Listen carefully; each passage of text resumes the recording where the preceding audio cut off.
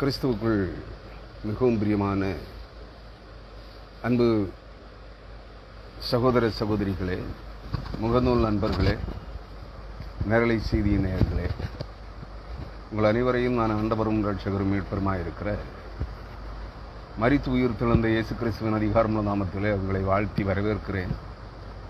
இந்த நாளின் தியான செய்திக்கு ஆயத்தமாக நாம் தொடர்ந்து சிந்தனை செய்து வருகிற எசேக்கியேல் தீர்க்கதரிசியின் புஸ்தகம் 7ஆம் அதிகாரம்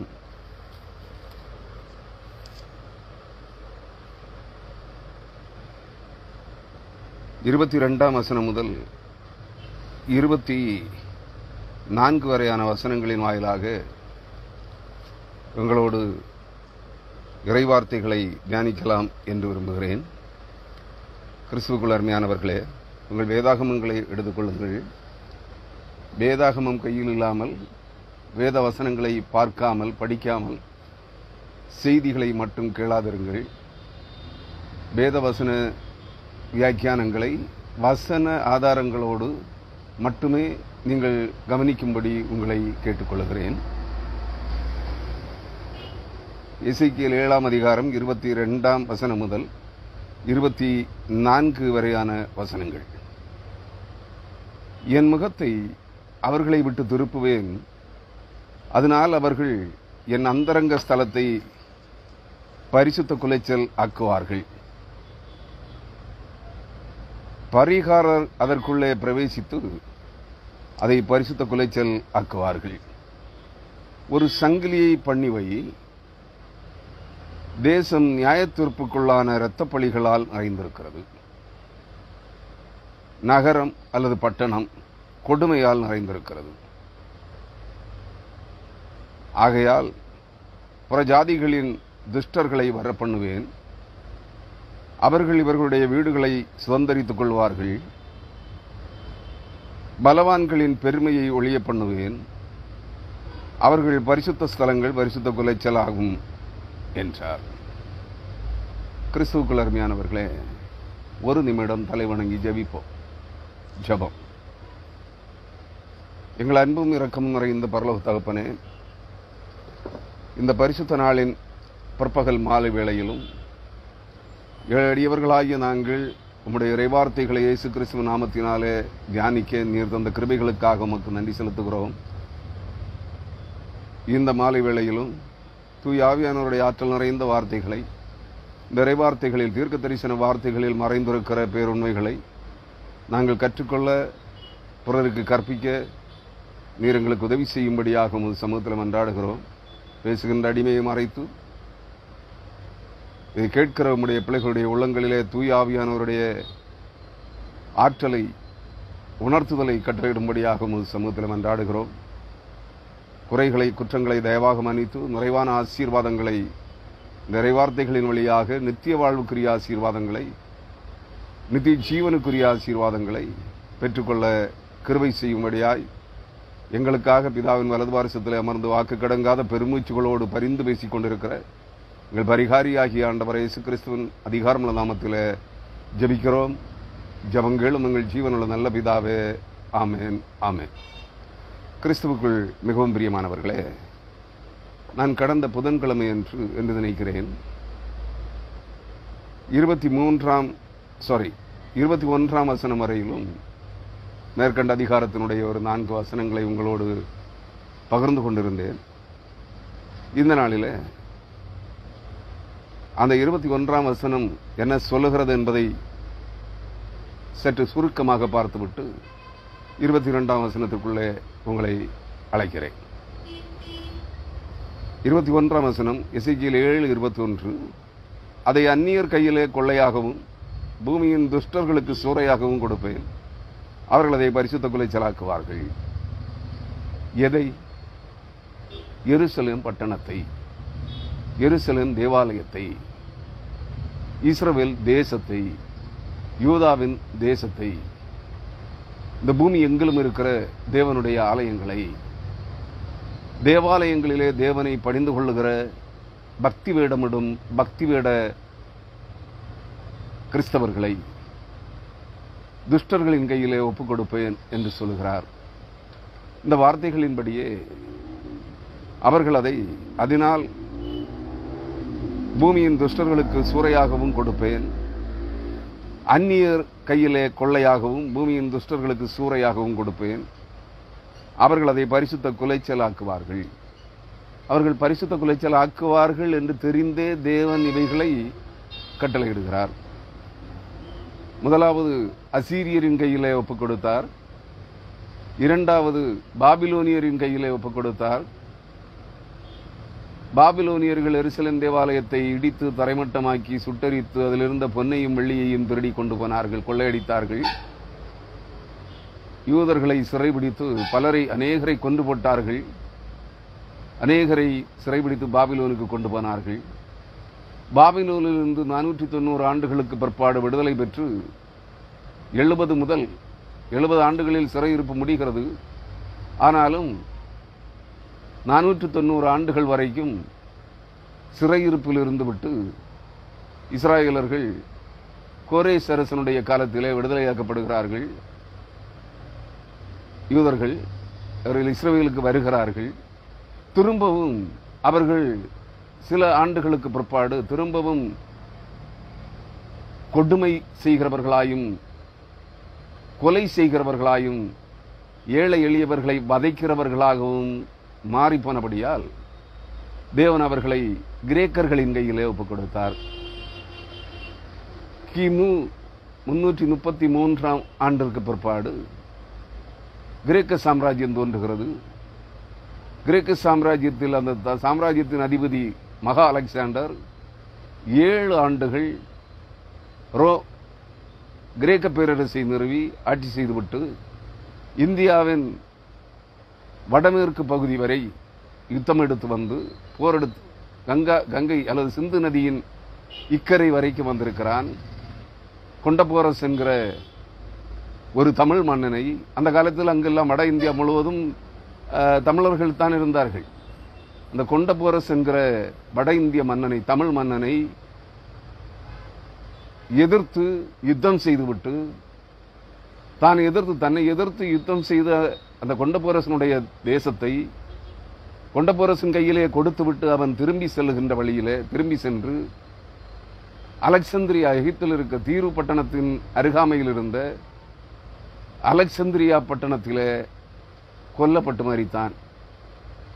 அவன் மரித்த பிற்பாடு அலெக்சாண்டருடைய 4 படை தளபதிகள் தாலமி, லிசிமாக்கஸ் போன்ற 4 தளபதிகளால் கிரேக்க சாம்ராஜ்யம் 4ஆக பகுக்கப்பட்டு தாலமியின் கைகளிலே எகிப்து அடங்கிய பாலஸ்தீன பகுதிகள் ஆட்சிக்கு வருகிறது. பிற்பாடு எபிபானஸ் என்கிற நம்முடைய பெயர் வாயில் வரவில்லை, 2ஆம் அந்தியோகஸ் எபிபானஸ் என்கிறவன் அந்த பகுதிகளை பிடித்துக் கொள்ளுகிறான். கிமு 188 ஆண்டு வாக்கில் அல்லது 178 ஆண்டு வாக்கில், கிமு 178 வாக்கில் அந்தியோகஸ் எபிபானஸ் எருசலேம் தேவாலயத்தை சூறையாடுகிறான். எருசலேம் தேவாலயத்திலே பெண் பன்றியை பலியிடுகிறான். அதை யூதர்களையும் யூத லேவியர்கள் ஆசாரியர்களையும் புசிக்க சொல்லி கட்டளை நிர்பந்தப்படுத்துகிறான்.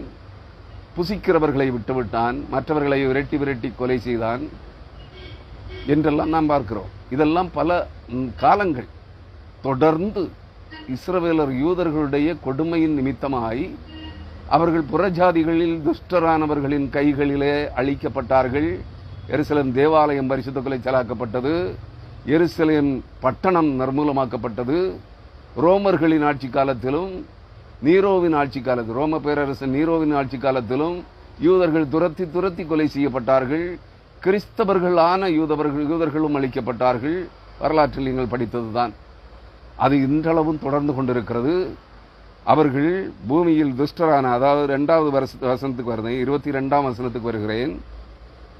அவர்களால் பரிசுத்த குலைச்சலாக்கப்பட்ட இத்தனை ஆண்டு காலம் பரிசுத்த குலைச்சலாக்கப்பட்ட அந்த தேசம் சிலுவை போர்களின் காலத்திலே துருக்கியர்களால், ஒட்டமானிய பேரரசால், அதாவது இஸ்லாமியர்களால், ஒட்டமானியர்களால் எருசலேம் ஆளப்படுகிறது. அந்த காலகட்டம் முதல் பாபிலோனின் பேரரசு ஆட்சி காலம் முதல் ஒட்டமானியர்களின் பேரரசு காலம் வரை கிமு 1780 வரை, அதிலும் பிற்பாடு கிமு அல்ல கிபி 1948 ஆண்டு வரை, 1780களில் இருந்து 1948 வரை பிரிட்டிஷ் சாம்ராஜ்யம் ஆளுகை செய்தது. 1948 ஆண்டில் பிரிட்டிஷ் சாம்ராஜ்யத்தில் இருந்த ஒரு படைத்தளபதியின் முயற்சியால் யூதர்களுக்கு பாலஸ்தீன் என்கிற இஸ்ராயேல் பகுதி தனி நாடாக பிரித்துக் கொடுக்கப்பட்டது. இந்த இடைப்பட்ட காலத்தில் அவர் சொல்லியிருக்கிறபடி அந்நியர் கையிலே அதை கொள்ளையாகவும் பூமியின் துஷ்டர்களுக்கு சூறையாகவும் கொடுப்பேன், அவர்கள் அதை பரிசுத்த குலைச்சலாக்குவார்கள் என்று சொல்லப்பட்டபடியே இஸ்ரவேல் தேசம் கொள்ளையாக பிரஜாதிகளுக்கு கொடுக்கப்பட்டது. அவர்கள் அதை பரிசுத்த குலைச்சலாக்கினார்கள். 22ஆம் வசனம், என் முகத்தை அவர்களை விட்டு திருப்புவேன், அதனால் என் அந்தரங்க ஸ்தலத்தை பரிசுத்த குலைச்சலாக்குவார்கள். கர்த்தருடைய அந்தரங்க ஸ்தலம் இது எருசலேம் தேவாலயம். கர்த்தருடைய வாசஸ்தலம், தேவனுடைய ஜெப வீடு, தேவனுடைய வீடு எருசலேம் தேவாலயம். அந்த எருசலேம் தேவாலயத்தையும் இவர்கள் அனைவரும் பரிசுத்த குலைச்சலாக்கினார்கள். யார்? கடைசியாக ஆளுகை செய்த ஒட்டமானியர்கள், இஸ்லாமியர்கள் அதை சீர்கெடுத்தார்கள், சீரழித்தார்கள். பிற்பாடு பரிகாரர் அதற்குள் பிரவேசித்து அதை பரிசுத்த குலைச்சலாக்குவார்கள். இவர்களெல்லாம் கொள்ளையடிக்க வந்தவர்கள், நன்றாக புரிந்து கொள்ள வேண்டும். இவர்களெல்லாம் எருசலேம் பட்டணத்தையும் யூதாவின் தேசத்தையும் எருசலேம் தேவாலயத்தையும் கொள்ளையடித்தவர்கள், பரிகாரர்கள். 23ஆம் வசனம், ஒரு சங்கிலியை பண்ணிவை, தேசம் நியாய தீர்ப்புக்குள்ளான இரத்த பழிகளால் நிறைந்திருக்கிறது, நகரம் கொடுமையால் நிறைந்திருக்கிறது. ஆம், இந்த புறஜாதிகள் அனைவரும் பாபிலோனியர்கள், கல்தேயர்கள், அசீரியர்கள், பெலிஸ்தியர்கள் போன்ற புற நாடுகள், பக்கத்து நாடுகளில் இருந்த அனைவரும் அங்கே குடியேறினார்கள். கிமு 712ஆம் ஆண்டு முதல் பெலிஸ்தியர்களும் மோவாபியர்களும் அம்மோனியர்களும் யூதேயாவை இஸ்ரவேல் தேசத்தை சுற்றியிருந்த அனைத்து பிரஜாதிகளும் எருசலேமிலும் யூதேயாவிலும் இஸ்ரவேல் தேசத்திலும் குடியேற்றப்பட்டார்கள். இவர்கள்தான் பரிகாரர்களும் துஷ்டர்களும் புறஜாதிகளும் கொள்ளைக்காரர்கள். இவர்கள் நடப்பித்த அக்கிரமம், அநீதிகள், கொலைபாதகங்கள் போதாது என்று மீதமிருந்த இஸ்ரவேலர்களும் அவர்களோடு சேர்ந்து இந்த காரியங்களை நடப்பித்தார்கள். அதனால் தான் கர்த்தர் சொல்லுகிறார் 23ஆம் வசனத்திலே, ஒரு சங்கிலியை பண்ணிவை, தேசம் நியாயத்தீர்ப்புக்குள்ளான இரத்தப்பழிகளால் நிறைந்திருக்கிறது, நகரம் அதாவது பட்டணம் கொடுமையால் நிறைந்திருக்கிறது. இதெல்லாம் எங்க நடக்குது? எருசலேமில் நடைபெறுகிறது, எருசலேம் பட்டணத்தில் நடைபெறுகிறது.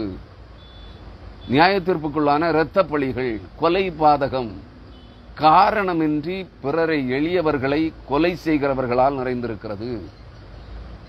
திருடர்களால், கொள்ளைக்காரர்களால், பொய்யர்களால், பொய்சாட்சிக்காரர்களால் பட்டணம் நிறைந்திருந்தது. கள்ள தீர்க்கதரிசிகளால் நிறைந்திருந்தது. இன்றைக்கும் உலகம் முழுவதும் எருசலேமும் உலகம் முழுவதும் அப்படித்தான் இருக்கிறது. பொய்சாட்சிக்காரர்களும், கள்ள தீர்க்கதரிசிகளும், குடிகாரர்களும், போதை மயக்கத்தில் திருச்சபை பீடங்களிலே ஏறி, தேவாலயங்களிலே ஏறி ஜபிக்கிறவர்களும், பிரசங்கம் பண்ணுகிறவர்களும், பந்தி பரிமாறுகிறவர்களாலும் தான் நிறைந்திருக்கிறது உலகம் முழுவதும். தேசமெங்கும் எல்லா திருச்சபைகளிலும் கொலைபாதகம் நடந்து கொண்டிருக்கிறது. பொய்யாய் குற்றம் சுமத்தி ஒருவனை கேவலப்படுத்துவது அவனை கொலை செய்வதற்கு சமம். நியாய தீர்ப்புக்குள்ளான இரத்த பழிகளால் நிறைந்திருக்கிறது.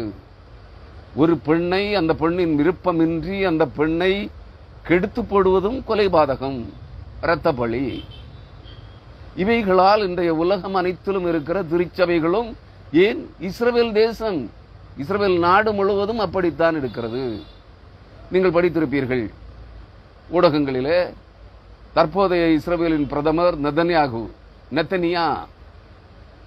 நெத்தனியா என்கிற நெதன்யாகுவினுடைய மகன் பெண்களோடு, இஸ்ரேலிய பிரதமர் நெதன்யாகுவினுடைய மகன் குடிவரியனாக, மதுபான வரியனாக, பெண்களோடு அநேக பெண்கள் புடைசூழ பெண்களோடு நீச்சல் அடித்துக் கொண்டிருக்கிறான். இஸ்ரவேலிலே யுத்தம் நடைபெற்றுக் கொண்டிருக்கிறது.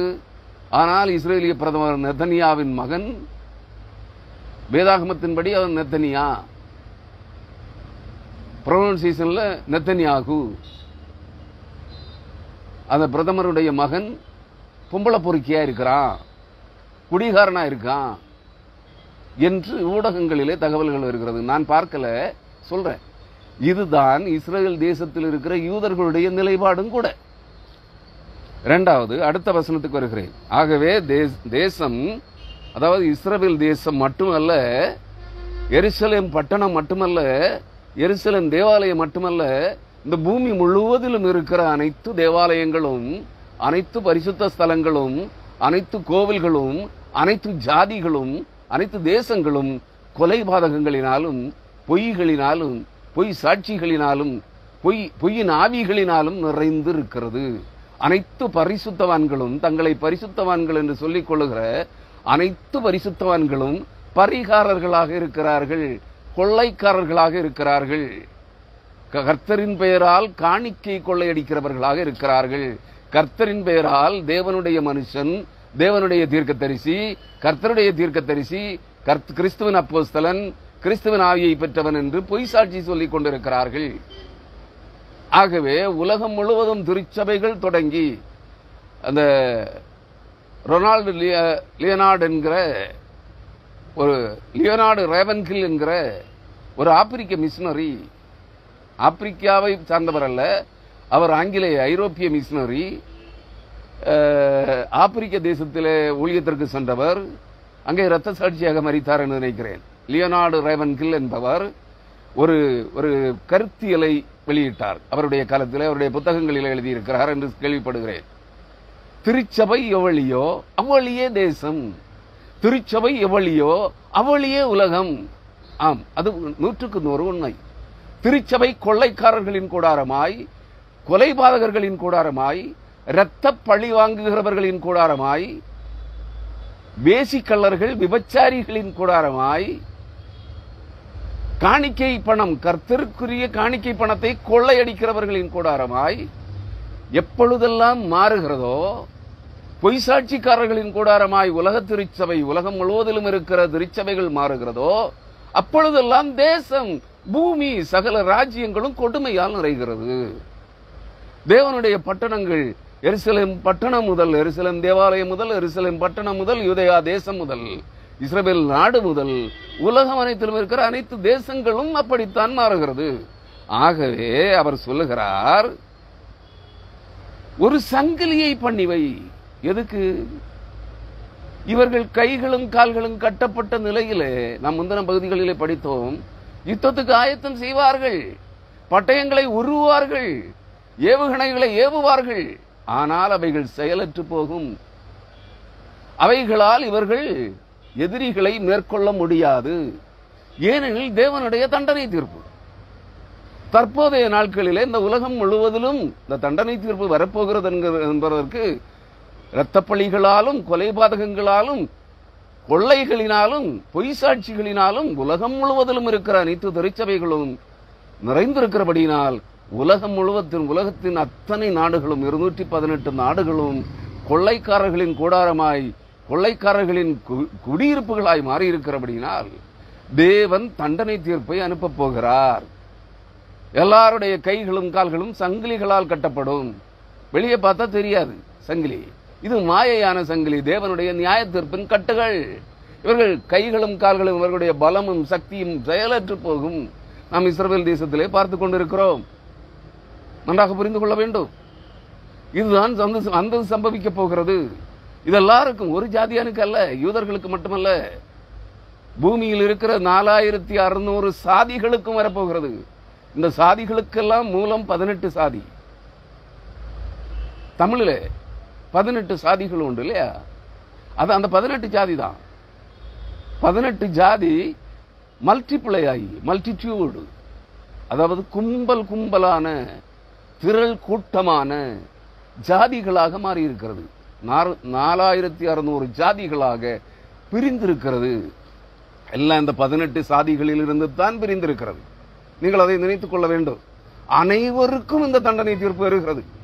ஒரு சாதியானுக்கு, கிறிஸ்தவனுக்கு மட்டுமல்ல, கிறிஸ்தவ தேவாலயங்கள் மட்டுமல்ல, அனைத்து கோவில்களும், அதாவது இறை வழிபாட்டுக்காக கட்டப்பட்டிருக்கிற அனைத்து கோவில்களும், பெருங்கற்கோவில்கள், உயர்ந்த கோபுரங்கள், 7 நிலை 9 நிலை கோபுரங்கள் முதல் தரைமட்டமாகும்படியாக நியாய தீர்ப்பு வரப்போகிறது. அருமையானவர்களே,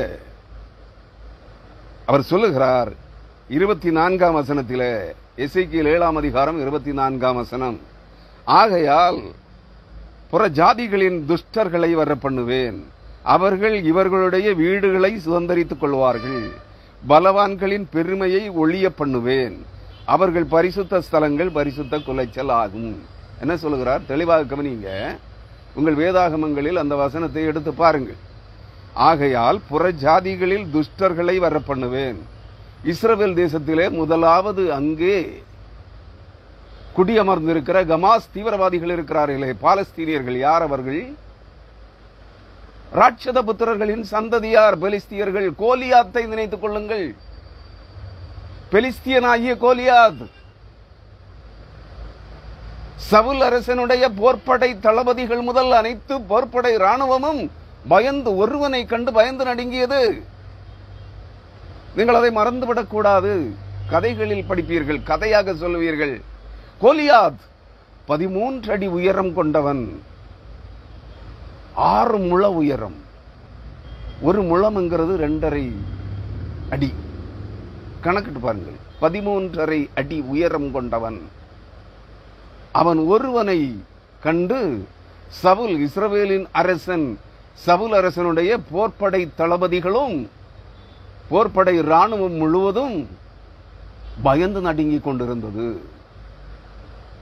ஒரு சிறிய தாவீது ஒரு சிறு கூழாங்கல்லினால் கவனில் வைத்து அந்த கோலியாத்தை வீழ்த்தி போட்டான் என்ற கதை உங்களுக்கு நன்றாக தெரியும் இல்லையா? கதை அல்ல, நிகழ்வு. அது கதை என்று சொல்லுகிறேன், அது நிகழ்வு. அந்த நிகழ்வு உங்களுக்கு நன்றாக தெரியும், கதையாக படித்திருப்பீர்கள். அந்த பெலிஸ்தியர்கள், அந்த கோலியாத் ஏனாக்கியரின் புத்திரராகிய ராட்சத புத்திரர்களின் வம்சாவளியை சேர்ந்தவர்கள் பெலிஸ்தியர்கள். அந்த பெலிஸ்தியர்கள் தான் இன்றைக்கு இஸ்மவேலர்களாக மாறி, அதாவது முஸ்லிம்களாக மாறி ஹமாஸ் இயக்க தீவிரவாதிகளாக இருக்கிறார்கள். அக்டோபர் 7ஆம் தேதி தொடங்கிய யுத்தம் இன்னும் முடியவில்லை. 100 நாட்களை கடந்து சென்று விட்டிருக்கிறது என்று நினைக்கிறேன். கிறிஸ்துவுக்குள் அருமையானவர்களே, இதுபோல உலகமெங்கும் ராட்சத புத்திரர்களின் கூட்டம், கானானியர்களின் கூட்டம் பரவி நிறைந்து கிடக்கிறது. அசீரியர், கானானியர்களின் கூட்டம், அசீரியர்களின் கூட்டம், பெர்சியர்களின் கூட்டம், பெலிஸ்தியர்களின் கூட்டம், ஏனாக்கியர்களின் கூட்டம், அம்மோனியர்களின் கூட்டம், மோவாபியர்களின் கூட்டம், ஈரானியர்களின் கூட்டம், பெர்சியர்களின் பார்சிகளின் கூட்டம், பாபிலோனியர்களின் கூட்டம், ஆரியர்கள், எகிப்திய ஹரிவம்சத்து ஆரியர்களின் கூட்டம் உலகமெங்கிலும் நிறைந்து கிடக்கிறார்கள். இந்திய தேசத்தில் அனைத்து ஜாதிகளும் இருக்கிறார்கள். அம்மோனியர்களும் மோவாபியர்களும் இஸ்ரவேல் இந்திய தேசத்திலே மேலை சாளுக்கியர்களும் கீழை சாளுக்கியர்களுமாயிருக்கிறார்கள். கீழை கங்கர்களும் மேலை கங்கர்களுமாயிருக்கிறார்கள். எல்லாம் தென்னிந்தியாவிலேயே இருக்கிறாங்க. மத்திய இந்திய பகுதிகளிலே, தென்னிந்திய பகுதிகளிலே தான் இவர்கள் எல்லாம் ஆட்சி செய்தார்கள். நீங்கள் அதை நினைவில் வைத்துக் கொள்ள வேண்டும். அசீரியர்களும் ஈரானியர்களும் பாபிலோனியர்களும் இந்திய தேசத்திலே பார்சிகளாகவும் கௌரவர்களாகவும் பாண்டவர்களாகவும் சாலிவகனர்களாகவும் சௌராஷ்டிரர்களாகவும் இருக்கிறார்கள். நீங்கள் அதை புரிந்து கொள்ள வேண்டும். இவர்கள் எல்லாம் துஷ்டர்கள். இந்த துஷ்ட வம்சத்தினர் தான் இந்த தேசத்தை ஆண்டு கொண்டிருக்கிறார்கள். அதை நீங்கள் புரிந்து கொள்ளுங்கள். ஏன்னா பொய்களை தவிர வேறு ஒன்றையும் அவர்கள் பேசவும் மாட்டார்கள், செய்யவும் மாட்டார்கள். செய்யாததை எல்லாம் செய்தோம் என்று சொல்லுவார்கள், எதையும் செய்ய மாட்டார்கள். முழு பொய். பொய்யை தங்கள் அடைக்கலமாக கொண்டவர்கள். ஏசாயா 28ஆம் அதிகாரம் 15, 16, 17 வசனங்களை படித்து பாருங்கள். பொய்யை தங்கள் அடைக்கலமாக்கி மாயையின் மறைவிலே, நிழலின் மறைவிலே, பொய்யின் நிழலிலே நிழல் ஒதுக்கிடம் தேடிக் கொண்டவர்கள். பொய்யை தவிர வேறு எதுவும் பேச மாட்டார்கள். இன்றைய கிறிஸ்தவர்களும் அப்படித்தானே. இன்றைய கிறிஸ்தவர்களும் அப்படித்தானே. கள்ள தீர்க்கதரிசிகளும் கள்ள அப்போஸ்தலர்களும் கள்ள பரிசுத்தவான்களும் எல்லாரும் ஆவி குறுகியவர்கள் எல்லாம் அப்படித்தானே, பொய்யர்கள் தானே. ஆவி குறுகாதவர்களை நான் பொய்யர்கள் என்று சொல்லாமல் இல்லை. அவங்களும் காணிக்கை கொள்ளையடிக்கிறவர்களாய் இருக்கிறார்கள். தேவாலயங்களை விபச்சார விடுதிகளாய் மாற்றிக் கொண்டிருக்கிறார்கள். ஆனா எங்கள்ட்ட ஆவி இருக்குன்னு அவங்க சொல்லல. நீங்கள் அதை நன்றாக புரிந்து கொள்ள வேண்டும். இவர்கள் அனைவருடைய வீடுகளும் புற ஜாதிகளால், அதாவது துஷ்டர்களால், புற ஜாதிகளின் துஷ்டர்களை வரப்பண்ணுவேன், அவர்கள் இவர்களுடைய வீடுகளை சுதந்திரித்துக் கொள்வார்கள். இது ஒரு நாள் நடக்கும். இது எப்ப நடக்கும்? அந்தி கிறிஸ்துவின் காலத்தில் இன்னும் 7.5 ஆண்டுகளுக்கு பிற்பாடு நடக்கும். 666 என்கிற எண்ணை அடையாளமாய் கொண்ட அந்தி கிறிஸ்துவின் வருகையிலே, ஆட்சியிலே இந்தியா என்று உலக வல்லரசாக உலகத்தின் ஒரே கொடையின் கீழ் உலகத்தை ஆளப்போகிறதோ அன்று தொடங்கும். அதுக்கு முன்ன வராது. நன்றாக புரிந்து கொள்ளுங்கள். கிறிஸ்தவனுக்கு வீடு கிடைக்காது. உங்கள் சொந்த நிலங்களும் சொந்த வீடுகளும் புற ஜாதிகளில் துஷ்டர்கள் அந்தி கிறிஸ்துவின் சேனைகளால் சூறையாடப்படும். இது உலகம் முழுவதும் சம்பவிக்கும். உங்கள்ட்ட இருக்க பொன்னும் வெள்ளியும் எடுத்து நீங்க விற்கவும் முடியாது. உங்கள்ட்ட கட்டுக்கட்டா இருக்கிற பணத்தை எடுத்து செலவு பண்ணவும் முடியாது. ஏன்? எல்லாம் டிஜிட்டல் மணி ஆயிடும். 666 என்கிற முத்திரையை முன் நெற்றியிலோ வலது முன்னங்கையிலோ அடையாளமாய் பொறித்துக் கொண்டவர்கள் மட்டுமே விற்கவும் வாங்கவும் சாப்பிடவும் முடியும். புரியுதா? இப்ப பணம் சேர்த்ததுக்கு ஆவி குறுகி நான் பரிசுத்தவான், நான் தேவனுடைய மனுஷன், நான் தேவனுடைய மனுஷி என்று சொல்லி எதுக்கு காணிக்கை கொள்ளையடித்து பணம் சேர்க்கிறீர்கள்? யாருக்கு கொண்டு போறதுக்கு? நீ பரிசுத்தவானாக இருந்தால் உனக்கு ஏன் பண ஆசை? பண ஆசை இல்லாதவன் தான் பரிசுத்தவான். பண ஆசை, பொன்னாசை, பெண்ணாசை, மண்ணாசை, சம்பாத்திய இச்சைகள் அடங்கினவன், மாமிசத்தின் இச்சைகள், காம உணர்வுகள் அனைத்தும் அழிந்து போனவன் தான் பரிசுத்தவனாக முடியும். இங்கே ஒரு பொறுக்கிக்கும் அப்படி ஆகலையே. ஒரு பரிசுத்த பொறுக்கிகளுக்கும் மாமிச இச்சை, காம இச்சை அடங்கவில்லையே. எல்லா தீமைக்கும் எதிராக இருக்கிற பண ஆசை ஒழியவில்லையே. மண்ணாசை, பெண்ணாசை, பொன்னாசை ஒழியவில்லையே. இவரெல்லாம் எப்படி ஆவி குறுகி பரிசுத்தவான்களாகிவிட்டார்கள்? நீங்கள் அதை புரிந்து கொள்ள வேண்டும். இவர்கள் தான் பக்தி வேடக்காரர்கள். இவர்களை அழிப்பதற்காகத்தான் நியாய தீர்ப்பு வருகிறது. அதை புரிந்து கொள்ளுங்கள் அருமையானவர்களே. அவர் சொல்லுகிறார், அவர்கள் இவர்களுடைய வீடுகளை சுதந்திரித்துக் கொள்வார்கள், பலவான்களின் பெருமையை ஒழிய பண்ணுவேன். அவர்கள் பரிசுத்த ஸ்தலங்கள் அனைத்தும், அதாவது தேவாலயங்கள், கோவில்கள், ஆலயங்கள், ஜப வீடுகள் அனைத்தும் பாழாகும், பரிசுத்த குலைச்சலாகும் என்று சொல்லுகிறார். இது எப்ப சம்பவிக்கும்? அதையும் சொல்லிடணும் இல்லையா? அருமையானவர்களே, உங்கள் வேதாகமங்களை அது எப்படி இருக்கும், அந்த நாள் எப்படி இருக்கும், அந்த காலம் எப்படி இருக்கும் என்பதை அநேக செய்திகளை கொடுத்திருக்கிறேன். ஏன்னா யாருக்கும் பார்க்கறதுக்கு விருப்பம் இல்லை. ஏன்? எச்சரிப்பின் செய்தி. எச்சரிப்பின் செய்தி இப்போது வந்த செய்தி, சற்று சில நிமிடங்களுக்கு சில நொடிகளுக்கு முன்பு வந்த செய்தின்னு எதையும் புறம்போக்கு போய சொன்னா லட்சக்கணக்கானவர்கள் அங்க பாக்குறீங்க. அந்த எச்சரிப்பில் ஒரு புண்ணாக்கு இருக்காது. ஏன்னா அவனே கொள்ளைக்காரன், அவனே காணிக்க பொறுக்கி, அவனே அடுத்தவர்களுடைய புத்தகங்களை கூகுள்ல போய் சர்ச் பண்ணி மற்றவர்களுடைய இவனை மாதிரி பொறுக்கிகள் நிறைய பேர் உலகம் பூரா இருக்கான். அவனுடைய பொய் தீர்க்க தரிசனங்களை, பொய் விளக்கங்களை எடுத்து இவன் பேசுவான். ஏன்னா கர்த்தரிடத்திலிருந்து இவனுக்கு இப்பொழுது தற்பொழுது உடனடியாக வந்த எச்சரிப்பின் செய்தி மிக எல்லாரும் தெரிந்து கொள்ள வேண்டிய பகுதி. யாருன்னு சொல்றேன் பேரு. சென்னையில இருக்கிறான், சென்னை வாழ் MD ஜெகன். அவன் ஒரு புறம்போக்கு. இவன் எல்லாம் பரிசுத்தவான் என்று நீங்கள் நம்புகிறீர்கள். காணிக்கை பொறுக்கி இவர்களெல்லாம் ரட்சிக்கப்படாதவர்கள், பணாசையை விட்டு விலகி மனம் திரும்பாதவர்கள், பெண்ணாசையை விட்டு விலகி மனம் திரும்பாதவர்கள், புகழ் பெருமையை விட்டு விலகி மனம் திரும்பாதவர்கள் என்று ஆணித்தரமாக சொல்லுகிறேன். இவர்களுக்கெல்லாம் தான் முதலாவது அழிவு வருகிறது. அதை சொல்லுவதற்காக எசேக்கியேல் தீர்க்கதரிசியின் புஸ்தகம், ஏசாயா தீர்க்கதரிசியின் புஸ்தகம் 28ஆம் அதிகாரம் முதல் 4 வசனங்களுக்கு உங்களை அழைக்கிறேன். அந்த ஏசாயா 28ஆம் அதிகாரத்திலிருந்து பல வசனங்களை எடுத்து நாம் பல்வேறு செய்திகளிலே பேசியிருக்கிறேன். ஆனா ஏசாயா தீர்க்கதரிசி நான் முழுவதுமாக இதுபோல விளக்க உரைகளாக பேசியதில்லை. இன்று ஏசாயா திரும்ப திரும்ப எசேக்கியேல் வருது. எசேக்கியேல் தீர்க்கதரிசியின் புஸ்தகம் 7ஆம் அதிகாரம் 23ஆம் வசனத்தை 24ஆம் வசனத்தை முற்றிலுமாக விவரிப்பதற்காக ஏசாயா தீர்க்கதரிசியின் புத்தகம் 28ஆம் அதிகாரம் முதல் 4 வசனங்களை எடுத்துக் கொள்கிறேன். உங்கள் வேதாகமங்களை ஏசாயா 28ஆம் அதிகாரத்திற்கு நேராக திருப்புங்கள். ஏசாயா 28ஆம் அதிகாரம். ஏசாயா 28:1 எப்பிராயிமுடைய பெரியரின் பெருமையான கிரீடத்துக்கு ஐயோ. யாருக்கு ஐயோ? எப்பிராயிமர்கள் யார்?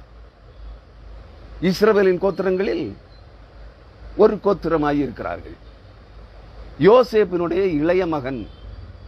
யாக்கோவின் புத்திரர்கள் 12 பேர்களில் 11வது மகன் யோசேப்பினுடைய இளைய குமாரன் எப்பிராயிம்.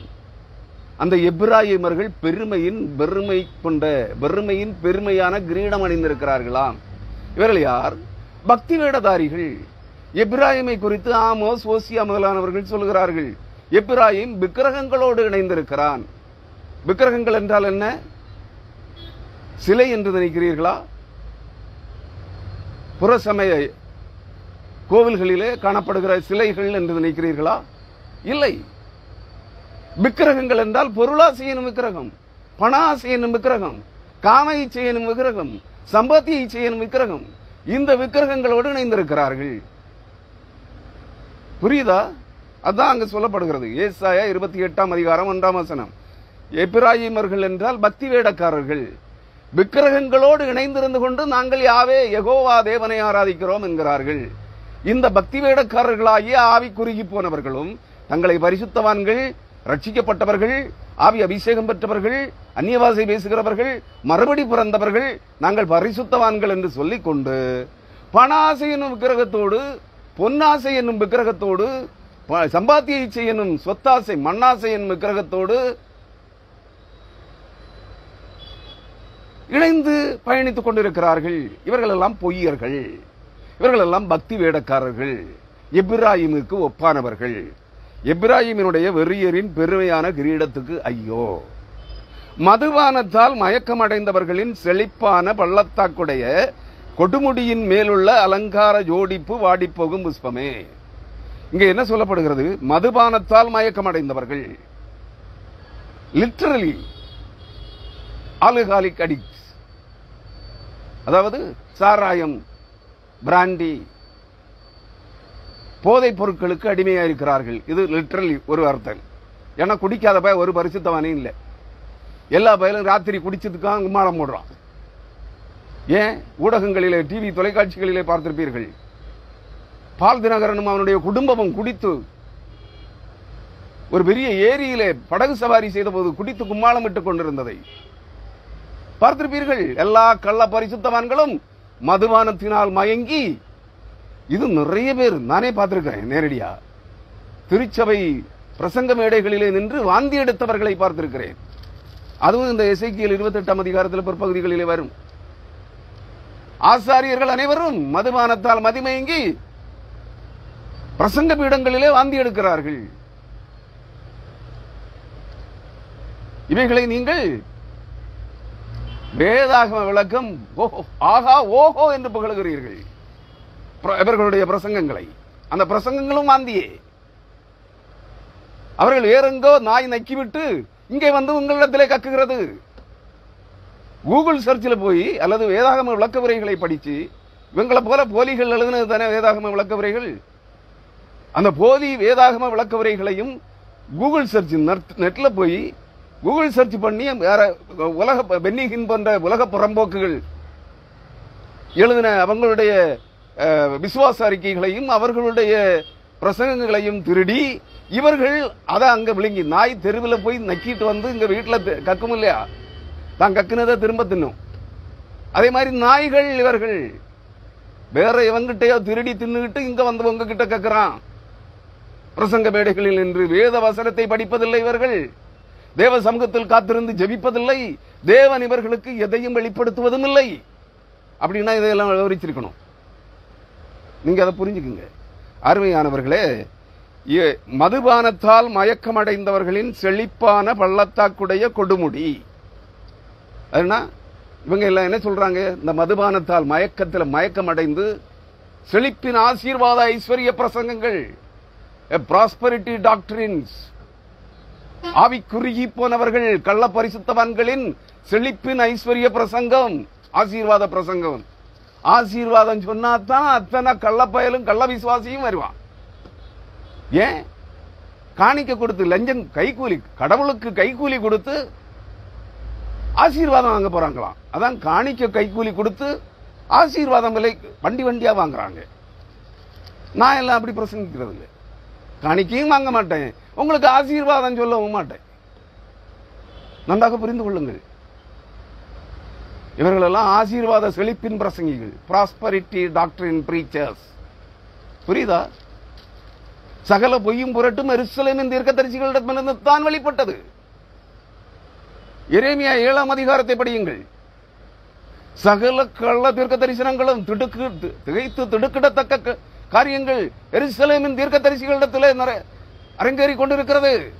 எல்லாம் எருசலேமின் தீர்க்கதரிசிகளிடமிருந்து தான் பொய்களும் புரட்டுகளும் வந்தது. அதான் சொல்றோம், உலகம் முழுவதிலும் இருக்கிற அனைத்து கள்ள புறம்போக்கு தீர்க்கதரிசிகளும் கள்ள அப்பாத்தோலர்களும் கள்ள பிரசங்கியார்களும் பிரபல பிரசங்க போலிகளும் அனைவரும் கள்ள பரிசுத்தவான்களும் பொய்யர்களே. பொய்களையும் புரட்டுக்களையுமே உங்களுக்கு பிரசங்கிக்கிறார்கள். சத்திய வசனத்தின்படி பிரசங்கிக்கிறவன் ஒருவனும் இல்லை. நான் யார சொல்றேன்? பிரபலமானவர்களிடத்திலே, அவர்களை பின்பற்றுகிறவர்களிடத்திலும் இல்லை. இப்படிப்பட்டவர்களை பின்பற்றாத ஊழியக்காரர்கள் சத்தியத்தை பிரசங்கிக்கிறார்கள். அதையும் சொல்றேன். நான் பேசுறதெல்லாம் இந்த பிரமுகங்களை தான், உங்களை இல்லை. அதையும் புரிந்து கொள்ளுங்கள். அருமையானவர்களே, இங்கே சொல்லப்படுகிறது, மதுபானத்தால் மயக்கமடைந்தவர்களின் செழிப்பான பள்ளத்தாக்குடைய செழிப்பின் ஐஸ்வர்ய ஆசீர்வாதங்களால் நிறைந்து கொப்பளித்துக் கொண்டிருக்கிறார்கள். இன்னைக்கு நடந்து வர்றான், நாளைக்கு பைக்கில் வர்றான், அடுத்த நாள் 40 லட்சம் ரூபாய் கார்ல வர்றான், அடுத்த நாள் ஏரோப்ளைன்ல வர்றான். ஏன்? நான் கர்த்தருடைய தீர்க்கதரிசி, நாங்க எல்லாம் உயர்ந்த அந்தஸ்துள்ளவர்கள். ஏரோப்ளைன்ல வந்தா தான் மதிப்பு, அல்லது 40 லட்சம் 1 கோடி ரூபாய்க்கு கார்ல வந்தா தான் மதிப்பு. ஏன்? நாங்க தேவனுடைய மனுஷர்கள். யாரு? தேவனுடைய மனுஷர்களா? இந்த பியூரிஃபைல எத்தனை பேரும் பல லட்சம் கோடி கொள்ளையடிச்சு, காணிக்கை கொள்ளையடித்து சம்பாதித்திருக்கான். நீங்க கர்த்தருக்கு காணிக்கை கொடுக்குறீங்களா, இந்த பயல்களுக்கு கொடுக்குறீங்களா? அத முதல்ல உங்கள்கிட்ட, நீங்களும் காணிக்கை கொடுக்குறீங்க.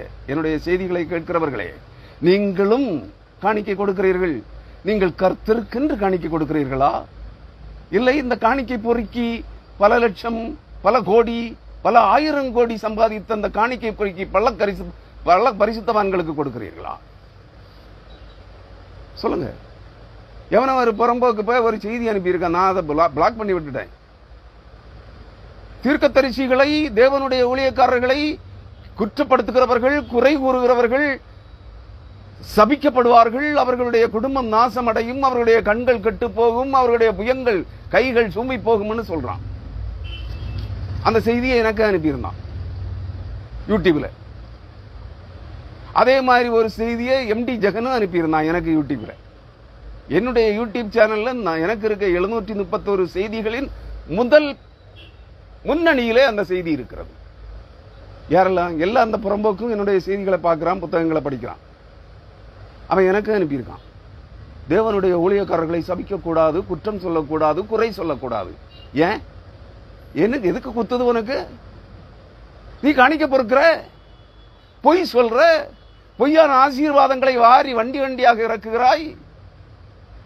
வருஷத்துக்கு முதல் நாள் வந்துருச்சா, கர்த்தர் எனக்கு வெளிப்படுத்தினாருன்னு சொல்லி எப்பவோ உள்ளதையெல்லாம் இப்ப கொண்டு வந்து திரும்ப சொல்ற. ஏன்? காணிக்கிறது தானே, கள்ள ஆசீர்வாதம் தானே. நீ கள்ள ஆசீர்வாதம் கூறி கூறியே நீ செழிப்பின ஐஸ்வர்யவானாகி விட்டாய். கேட்டா நான் தேவனுடைய பரிசுத்தவான், கர்த்தரனை அபரிமிதமாக ஆசீர்வதித்திருக்கிறார், கணக்கில்லாமல் ஆசீர்வதித்திருக்கிறார், உலகம் பூரா எனக்கு சொத்து இருக்கு. ஒன்ன நாங்க பின்பற்றணுமா? நான் அப்படிப்பட்டவர்களுக்கு சொல்கிறேன், அருமையானவர்களே, மனம் திரும்புங்கள். இவைகளெல்லாம் ஒரு நாளில் அழிக்கப்படும். செழிப்பான பள்ளத்தாக்குடைய கொடுமுடியின் மேலுள்ள அலங்கார ஜோடிப்பு வாடி போகும் புஷ்பமே, அது யாரும் பறிக்காமல் தானே வாடி விழுந்து போகிறது. காலையிலே பூத்து மாலையிலே உதிர்ந்து விழுகிறதே, அது போன்ற புல்லின் பூவை போல் இருக்கும். மனுஷருடைய மகிமையெல்லாம் காலையிலே பூத்து மாலையிலே உதிர்ந்து விழுந்து போகிற வாடி போன புல்லின் பூவை போல, செடியின் பூக்களை போல இருக்கும். இது பெருமை. இந்த பெருமை அனைத்தும் வாடி போகும். இந்த பூ எது? பக்தி வேடக்காரர்களுடைய பெருமை. நான் ரட்சிக்கப்பட்டவன், நான் ஆவி அபிஷேகம் பெற்றவன், நான் அந்நிய பாஷை பேசுகிறவன், நான் மறுபடி பிறந்த பரிசுத்தவான். இந்த பெருமை. நீ மனம் திரும்பாத பாவி என்று நான் திரும்பவும் ஆணித்தரமாக சொல்லுகிறேன். இந்த பெருமை காலையிலே பூத்து மாலையிலே உதிர்ந்து விழுகிற வாடிப்போன புல்லின் பூவின் இதழ்களை போல் இருக்கும் என்று வேதம் சொல்கிறது, நான் சொல்லல. 2வது வசனம், ஏசாயா 28:2.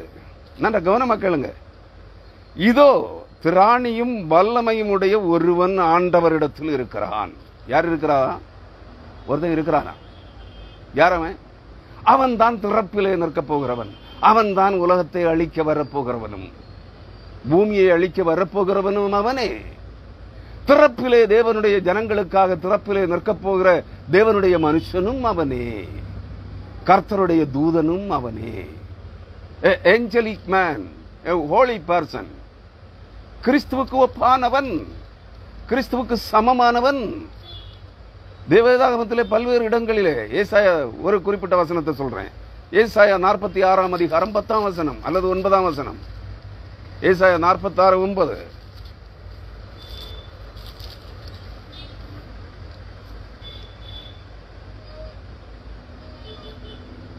முந்தி பூர்வ காலத்தில் நடந்தவைகளை நினையுங்கள், நானே தேவன்.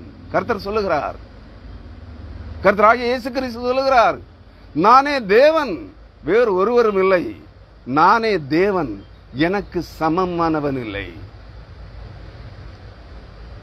ஏசாயா தீர்க்கதரிசியின் புத்தகத்தை தேடி வாசியுங்கள்.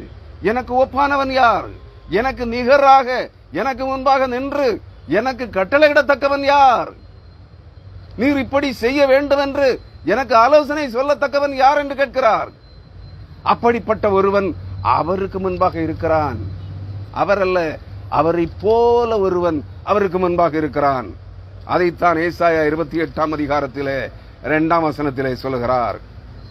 என்ன சொல்லுகிறார்? இதோ திராணியும் வல்லமையும் உடைய ஒருவன் ஆண்டவரிடத்தில் இருக்கிறான்.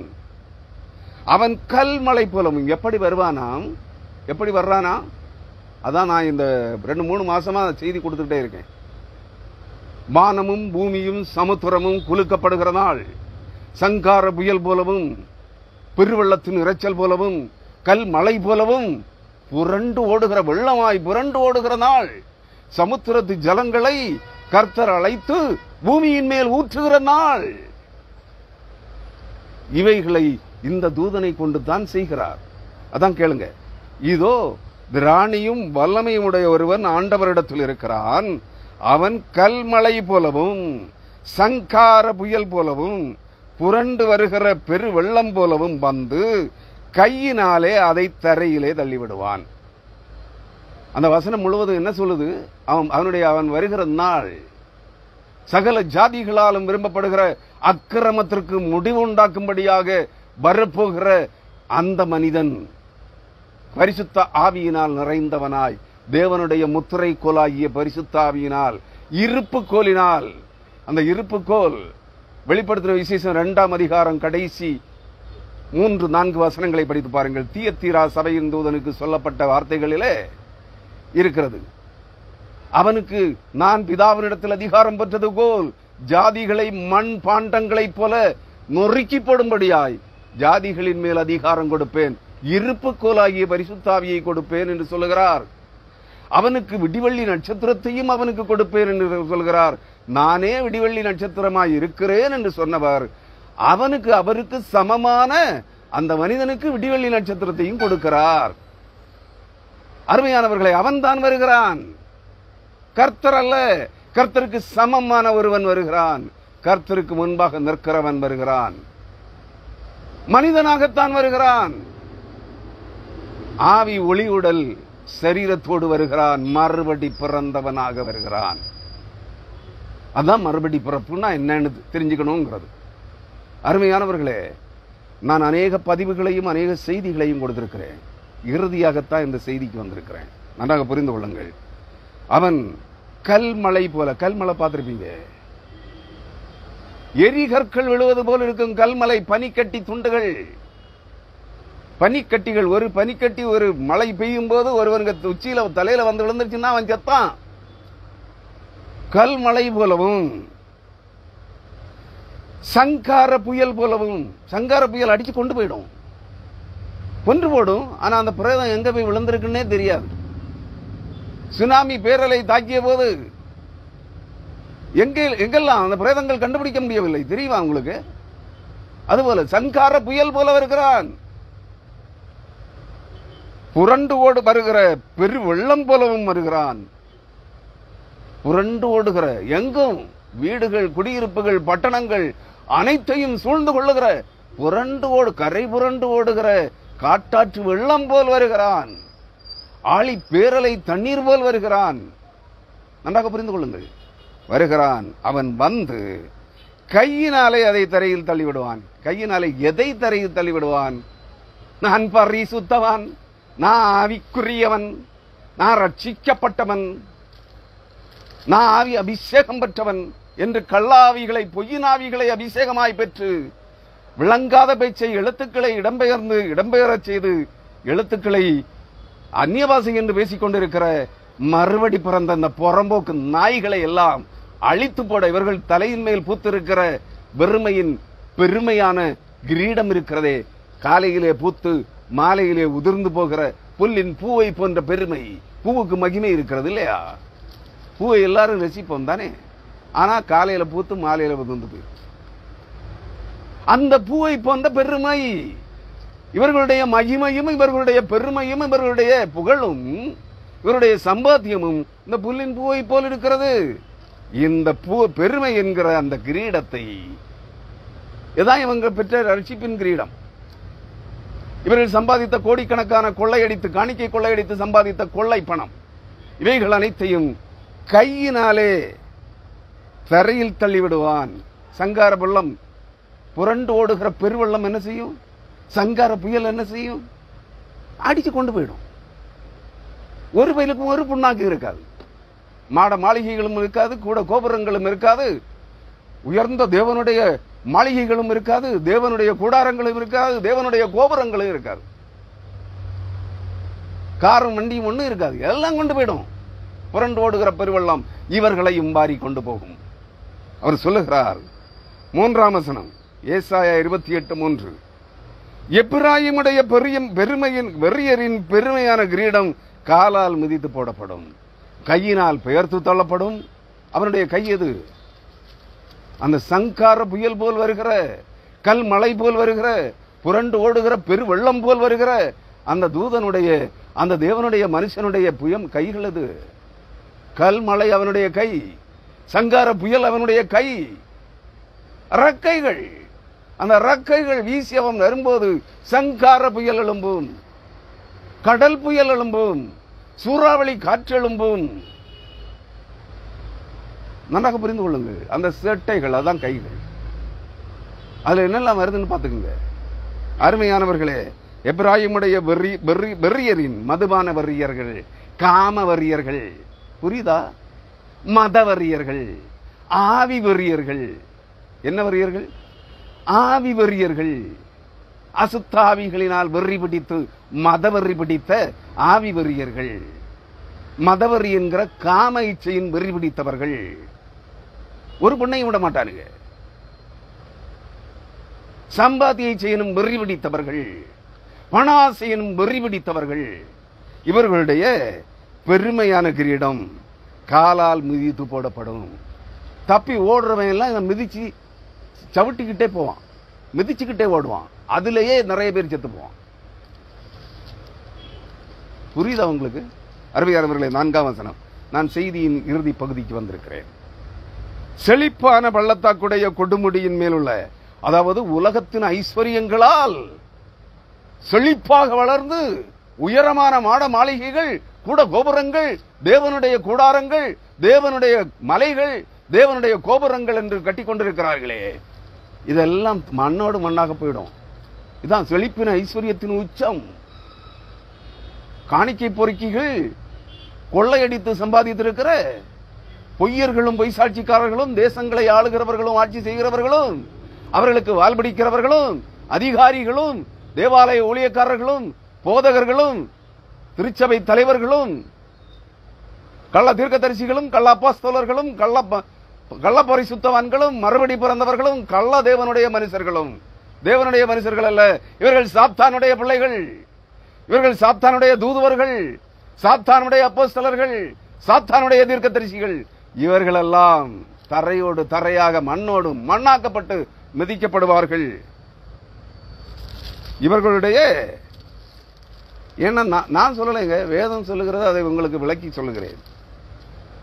இவர்களுடைய பள்ளத்தாக்குடைய கொடுமுடியின் மேலுள்ள அலங்கார ஜோடிப்பாகிய வாடிய புஷ்பம், இவருடைய பெருமையை விளங்க பண்ணுகிற இவருடைய மாட மாளிகைகள், கூட கோபுரங்கள், விலையுயர்ந்த கார்கள், ஏரோப்ளைன், தேவாலய கோபுரங்கள், தேவாலய கட்டிடங்கள், சபைகள், ஆவிக்குரிய கூட்டம், லட்சக்கணக்காக வந்து கொடுக்கிற கூட்டம், இதெல்லாம் எங்க போகுமா? இந்த வாடிய புஷ்பம் பருவ காலத்துக்கு முன் பழுத்ததும். பிஞ்சிலே பழுத்தது கேள்விப்பட்டிருக்கீங்களா? பழமொழி சொல்லுவாங்களே, எல்லாரும் கேள்விப்பட்டிருப்பீங்க. பிஞ்சிலே பழுத்து போச்சு.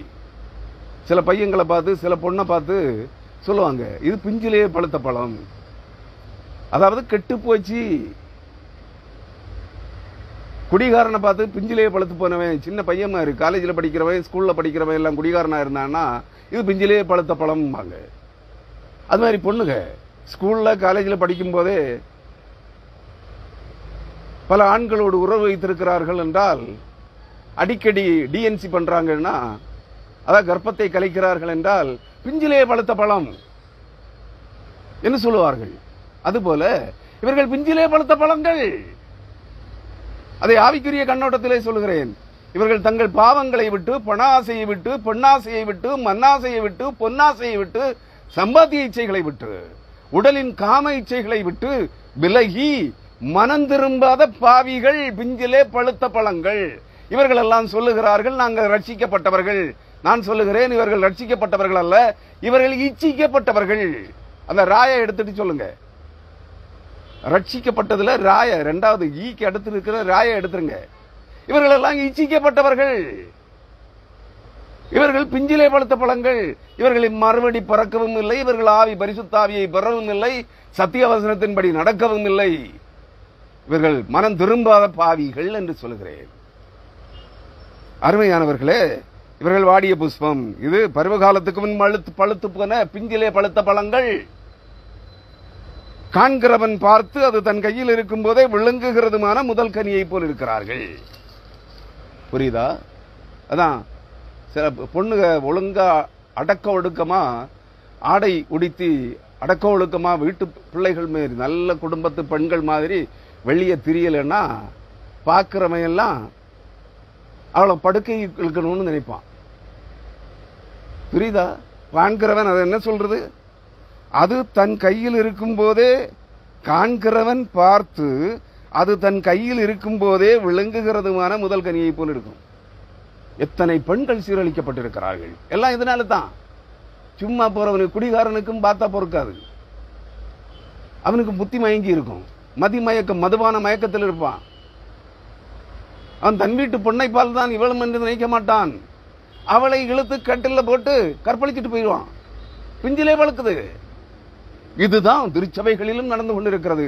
நீங்கள் திருச்சபைக்கு போகும்போது, இவர் போதகர் ஜாமக்காரன் பத்திரிகை ஆசிரியர் டாக்டர் புஷ்பராஜ், எனக்கு பிடித்த நல்ல ஊழியக்காரர்களில் அவரும் ஒருவர்.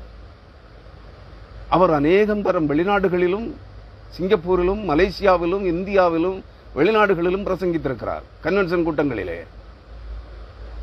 தாய்மார்களும் பிள்ளைகளும், வீட்டில் இருக்கிற பெண் பிள்ளைகள் முதல் தாய்மார்கள் வரை அடக்க ஒடுக்கமாய் நன்ற தமிழ் கலாச்சாரப்படி நீங்கள் நீண்ட சாரிகளை கட்டி உடலை உடலெங்கும் போர்த்தி கொண்டு உங்கள் உடலின் மறைவான எந்த பகுதியும் வெளியே தெரியாமல் குடும்ப பெண்ணை போல வாருங்கள் திருச்சபைக்கு.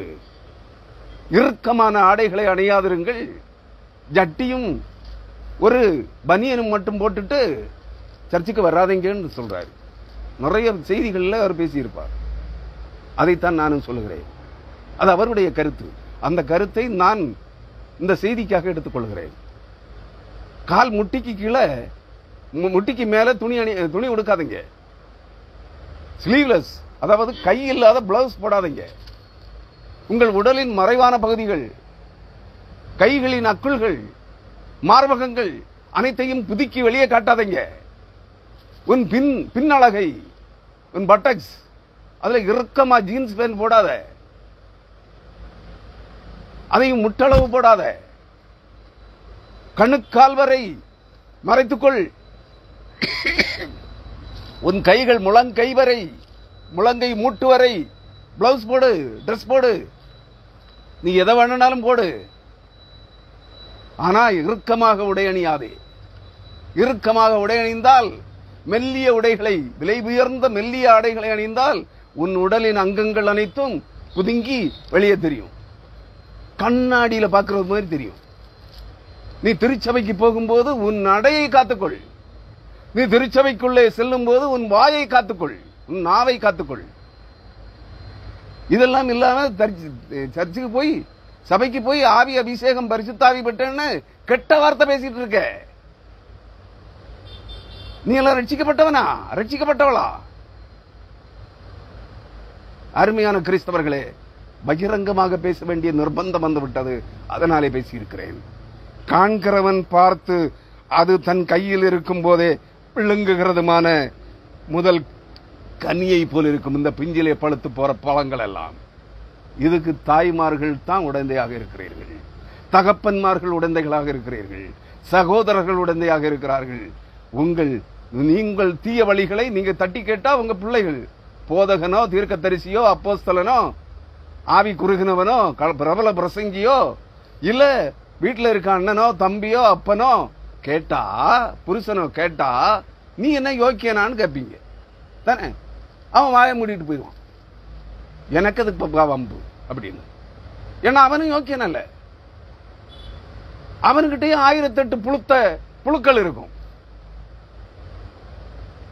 அவன் சகோதரியை கண்டிக்க முடியாது, பொண்டாட்டியை கண்டிக்க முடியாது, தாயை கண்டிக்க முடியாது, தம் சொந்த பிள்ளையை கண்டிக்க முடியாது, மருமகளை கண்டிக்க முடியாது. ஏன்னா இவன் அயோக்கிய பொம்பளை பொறுக்கியா இருப்பான். அதனாலதான் அந்த புள்ள கேக்குது, அந்த பொண்ணு கேக்குது, அந்த பொண்டாட்டி கேட்கிறா, அந்த தாய் கேட்கிறா, நீ என்ன யோக்கியனோ, உன்னை பத்தி எனக்கு தெரியாதான்னு கேக்குது. இல்ல யார கண்டிக்கிறது, யார திருத்துறது? போதகன் திருத்தினானா? போதகன் சர்ச்சில் வர அழகான பொண்ணெல்லாம் எனக்கு வேணும்னு நினைக்கிறான். அழகான பொண்டாட்டி இருக்கா, குரங்கு போல பொண்ணு, அழகான பொண்டாட்டி இருக்கா, குரங்கு போல வப்பாட்டி வச்சிருக்கான். யாரு? அடுத்தவன் பொண்டாட்டி, கல்யாணம் ஆகாத பொண்ணு, மகளை போல் பார்க்க வேண்டிய திருமணமாகாத பெண்களை வப்பாட்டியா வச்சிருக்கான், கட்டிலுக்கு கூப்பிடுறான். இதெல்லாம் பரிசுத்தவான்களுடைய வேலை. ஆகவே அருமையானவர்களை, இதற்கெல்லாம் காரணம் உங்களுடைய உடை அலங்காரம், நடை அலங்காரம். உன் முன் அழகையும் பின் அழகையும் மற்றவர்கள் பார்க்க வேண்டும் என்று வரிந்து கட்டிக்கொண்டு இறுக்கமான ஆடைகளை, கண்ணாடி போல பளபளப்பான ஆடைகளை அணிந்து கொண்டு நடக்கிறாயே, உன் அழிவை நீயே தேடிக்கொண்டிருக்கிறாய் என்பதை மறந்து விடாதே. இவைகளுக்கெல்லாம் அந்த நாளிலே முடிவு வருகிறது. இப்படிப்பட்டவர்கள் அனைவரும், நான் கிறிஸ்தவன், நான் ரட்சிக்கப்பட்டவன், நான் அபிஷேகம் பெற்றவன், நான் அந்நிய பாஷை வரம் பெற்றவன், நான் மறுபடி பிறந்த பரிசுத்தவான், அங்க ஒன்னும் சங்கார தூதனுக்கு இது ஒன்னும் தெரியாது. ஏன்னா வேத வசனத்தின்படியான அபிஷேகம் பெற்றவர்கள் அல்ல. பரிசுத்தாவியின் ரட்சிப்பின் நாளுக்கென்று, நீங்கள் மீட்கப்படும் நாளுக்கென்று அபிஷேகமாய் பெற்ற பரிசுத்தாவியின் வாக்குத்தத்தம் பண்ணப்பட்ட பரிசுத்தாவியனுடைய அபிஷேக முத்திரை உங்கள் இருதய பலகைகளிலே இருக்காது. இருதய பலகையிலே நீ ரட்சிக்கப்பட்ட நாளிலே வாக்குத்தத்தம் பண்ணப்பட்ட பரிசுத்தாவியானவரால் உன் இருதய பலகையிலே முத்திரை அடையாளம் போடப்பட்டிருந்தால், எபேசியர் 1 அதிகாரம் 13 எபேசியர் 4 கடைசி 16 என்று நினைக்கிறேன், 13 அல்லது 16 இருக்கும். அந்த வசனத்தையும் படிங்க. நீங்கள் மீட்கப்படும் நாளுக்கென்று முத்திரையாக பெற்ற பரிசுத்தாவியை துக்கப்படுத்தாதிருங்கள். ஏன்னா அந்த நாளிலே பரிசுத்தாவியானவர் உங்கள் மேல் இருக்க மாட்டார். ஏன்னா வர்றவன் தான் பரிசுத்தாவியாக வருகிறான், பரிசுத்தாவியினுடைய முழு வல்லமையோடு. அதான் கர்த்தர் சொல்லுகிறார், என்னிடத்தில் ஒருவன் இருக்கிறான், திராணியும் வல்லமையும் உடைய ஒருவன் இருக்கிறான், ஜாதிகளை மண்பாண்டங்களைப் போல நொறுக்குகிற இருப்பு கோலாகிய பரிசுத்த ஆவியோடு வருகிறான் என்று சொல்லுகிறார். உனக்கு கள்ள ஆவியன்னா முன்னாடி நிக்காது. பரிசுத்தவானே, பொம்பளை பொறுக்கிகளே, காணிக்கை பொறுக்கிகளே, எச்சரிப்பின் செய்தி சொல்லுகிற கள்ளர்களே, பொய்யர்களே, திருடர்களே, உங்கள்கிட்ட இருக்க இந்த ஆவியும் பரிசுத்த ஆவியானவர் மிகுந்த வல்லமையோடு பின்மாறி மழையாய் இறங்கி வருகிற நாளிலே, கல்மழை போல், சங்கார புயல் போல், புரண்டு ஓடுகிற பெருவெள்ளம் போல் இறங்கி வருகிற நாளிலே உங்களிடத்தில் இருக்கிற ஆவிகள் எல்லாம் பயந்து நடுங்கி ஓடிவிடும், தெரித்து ஓடும். எங்க போய் ஒளிப்ப? நாங்கள் மரணத்தோடு, இதே ஏசாயா 28 தான் இருக்கு,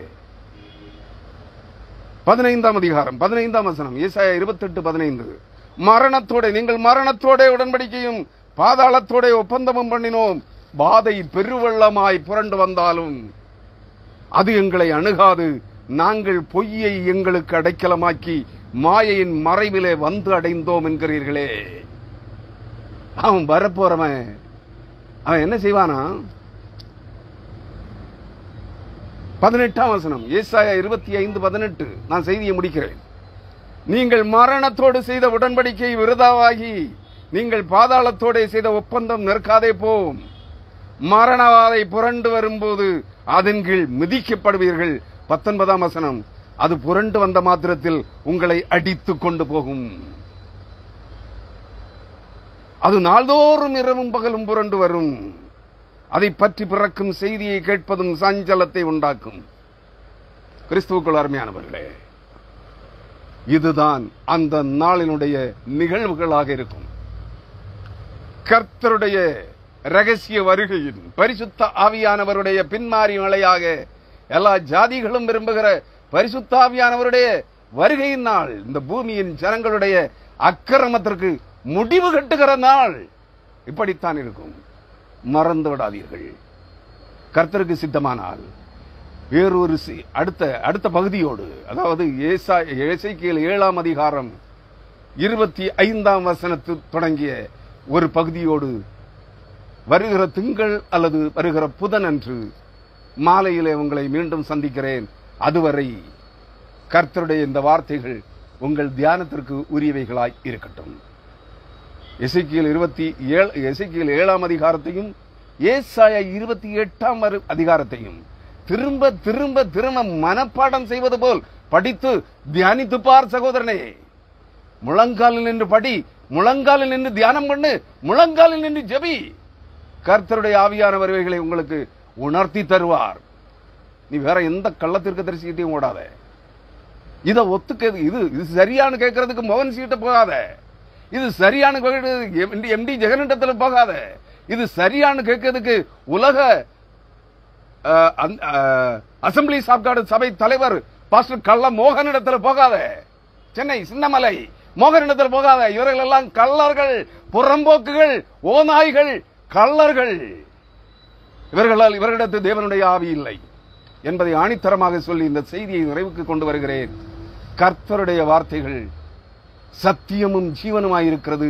அதை நான் சத்தியமாக வெளிப்படையாக உங்களுக்கு பேசியிருக்கிறேன் என்றால், இந்த வார்த்தைகள் உங்கள் ஒவ்வொருவரோடும், இந்த செய்திகளை கேட்கிற அனைவரோடும் பேசும். இதை ஒப்பிட்டு பார்ப்பதற்காக ஒரு பிரசங்கிட்டையும் கொண்டு போகாத. நீ கொண்டு போனாலும் எனக்கு ஒண்ணும் இல்லை. அவன் சொல்லுவான், இவன் சாத்தான், இவன்கிட்ட இருக்குது அந்தி கிறிஸ்துவன் ஆவி அப்படின்னு சொல்லுவான். ஏன்னா அவங்கிட்ட தான் அந்தி கிறிஸ்துவின் ஆவி இருக்கு. 2 கொரிந்தியர் 11ஆம் அதிகாரத்தப்படி இவர்கள் கள்ள அப்போஸ்தலர்கள், கிறிஸ்துவின் அப்போஸ்தலர்களுடைய வேஷத்தை தரித்துக் கொள்ளுகிறார்கள். சாத்தானும் ஒளியிந்தூதனுடைய வேஷத்தை தரித்துக் கொள்வானே. படிங்க. கிறிஸ்துவுக்குள் அருமையானவர்களே, அடுத்த செய்தியோடு உங்களை சந்திக்கிறேன். அதுவரை கர்த்தருடைய ஆவியானவர் தம்முடைய ஆவியாயும் ஜீவனாயும் இருக்கிற சத்திய வசனங்களின் வழியாக உங்களோடு இடைபடுவாராக. ஆமேன். ஹல்லேலூயா.